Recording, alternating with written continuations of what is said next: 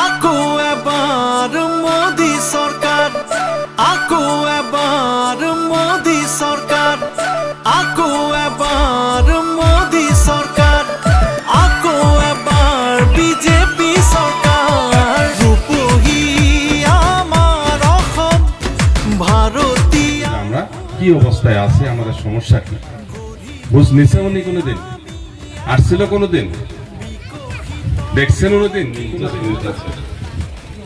উনি নামনি আসামের আমি মনে করি যে আমার ভুল হবো না। তাকে ভোট দিবলে আকো এবার মোদি সরকার। এখন আমরা চাই আর নগাঁও আর হুজাই নয়, লোকাল প্রার্থীর জয় চাই। চাই তোমার টিকটটো কাটি দিব ওলাইছিল বলে মোদিজিরে শাসন কালত ঘরে ঘরে। কংগ্রেসের কথা শুনবেন না, উন্নয়নের স্বার্থ দেব আমার প্রার্থী জাভেদ ইসলাম ডাঙ্গরিয়া আমরা গোলগঞ্জ সমষ্টির আমরা 1.5 লাখ ভোট দেব, 1.5 লাখ ভোট। খালি একটু আপনারা ধৈর্য করবেন, কারো কথা চাষি ভাবেন। আরো কি হয় ধুবড়ি লোকসভার এমপি, আরে ধুবড়ি কি মানুষ নাই?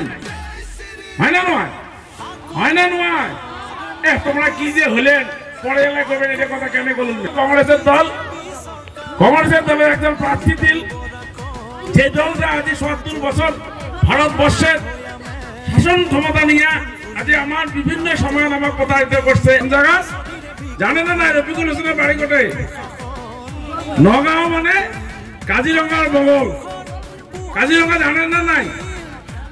সেই চামগুড়ি সমষ্টির বিধায়ক। আরে বাবা তুই বিধায়ক আছে।